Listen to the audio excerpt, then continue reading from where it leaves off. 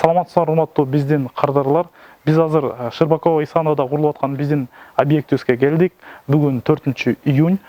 Биздин кардар менен макулдашылган деңгээлге чейин салып, көчө күнү 3-июнь күнү өткөзүп бергенбиз. Азыркы учурда биз силерге кайсыл жумуштар жасалды жана канча акча каражатта сарпталганын айтып беребиз.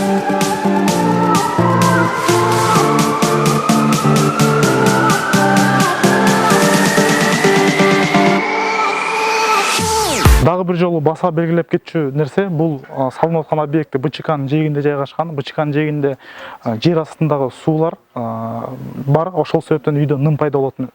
Ошол себептен бул салынып аткан үйгө биз свайный фундаменттин түрүн тандадык.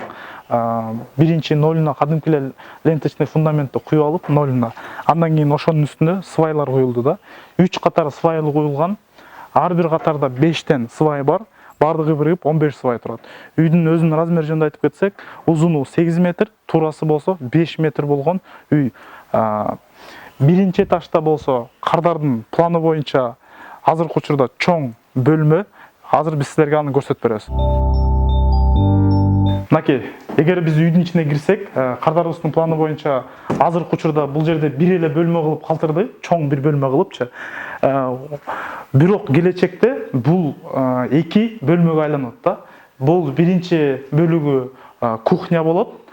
Ортосунда болсо, өзүңүздөр видеодон көргөндөй, лестничный площадкага экинчи этажга чыгып кетчү жери атайын ачык калтырылган. Ушул жерден лестница көтөрүлөт экинчи этажга. Ал эми нар жак бетте болсо гостиный болот да. Ал эми экинчи этажда болсо 2 жатуучу бөлмө болот. Мынакей биз экинчи кабатка көтөрүлгөндө, экинчи кабатта болсо бул мансардный түрдө жабылган чатыры. Лестничный площадкадан көтөрүлгөндөн кийин ортосунда чакан холл бар дагы. Чакан холлдон болсо 2 жатуучу бөлмөгө бөлүнүп кетүүчү тактайлар видеодон карасаңыздар көрүнүп турат. Бул эмне себептен азыркы учурда мындай жабылган жөнүндө да маалымат берип кетебиз. Бизде көп учурда кардарлар келип суроо берет.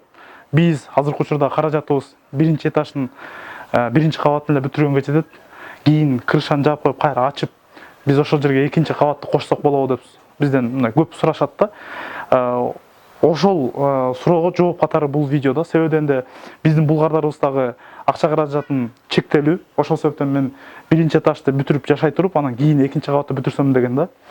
Биз кийин крышаны, чатырды ачпагыдай кылып, акча каражат жөн жерден дагы 2 эсе мындай сарпталбаш үчүн биз атайын каркасын токуп, экинчи этажды жаап кеттик. Кийин кардар өзү бул жагын жаап, жылуулап, бекитип, кадимки эле жашоого татыктуу үй болуп калат да.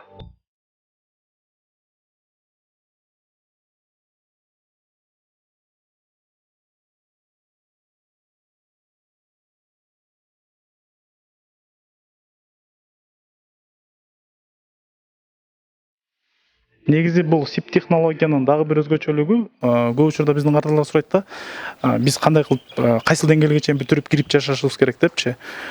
Бул технологияда сиз толук ички ремонтун жасабай туруп кадимкидей эле жашай берсеңиз болот да. Бул кардарыбыз да азыркы учурда ошондой кылып кирип жашап акырынан четинен бүтүрөм деп атат. Андан тышкары да биздин буга чейин дагы кыштан ушул бойдон чыккан кардарларыбыз болгон. Андан тышкары гостиницаларды курганбыз. Ичине эч бир евро ремонт жасабай эле колдонуп кадимкидей эле иштетип жатышат. Ошол себептен үйдүн дубалын тургузуп коюп, аны дагы 5 жыл бүтүрө албай күтүп квартирада жашабастан кирип жашап акырындан оңдоп түзөп жашай берсе болот.